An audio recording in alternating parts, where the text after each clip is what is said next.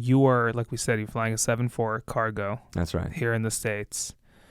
You have also flown passengers. In fact, you fly some passengers, some cargo. I do. Yeah, that's right.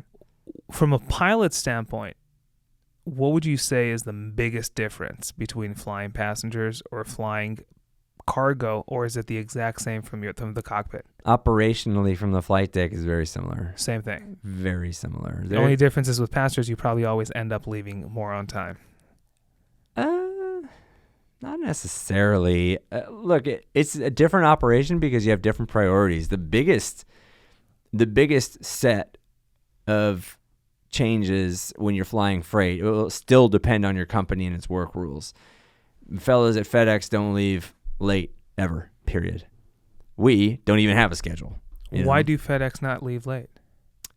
Because someone paid to get that package there tomorrow, don't you see? And they don't want to give someone their money back after flying a 10,000-mile trip. So they are under time pressures that Atlas don't have. We have to get something there by Tuesday. And that's kind of it. Got it. Sometimes we're under time pressure. Most of the time we're not. We do a lot of military contracts. Maybe we have the NFL or something. We're taking the Baltimore Ravens somewhere. Okay, so we're leaving on Wednesday-ish, And so it's no big deal. We can get wherever we get. Every part of your schedule has an apostrophe and an S. The whole thing's exactly. Everything's ish. There's an asterisk on every time. Ish. On every destination. It's like same day service to some places. That's what we do, and which is exciting because you might end up in a 5-star hotel in Frankfurt for a week. So you like the not knowing.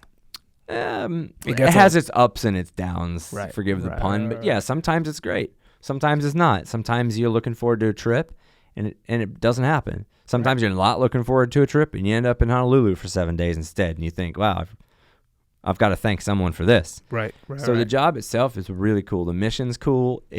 You have, like Cy Young, the pitcher, the most wins ever, also the most losses ever. So it just depends on how much you like being a part of it. Right. If you work for some of the other carriers, it's a little more predictable. Maybe the money's better too, but it's probably not going to have as much, say, fun involved. And you're not going to have weird destinations. Like I fly to Kazakhstan.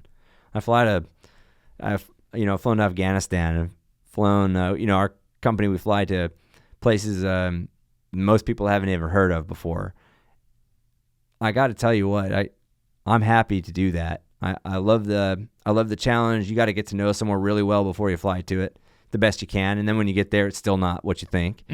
And you have to sort of act on your feet, and that requires you to be pretty sound and solid on the other stuff that happened first. Otherwise, your hands are too full, especially at 700 miles an hour, whatever it happens to be on your arrival. With the tailwind. That's it. So you got to be ahead of the game, and it's a great operation to be a part of, and I'm really glad to do it.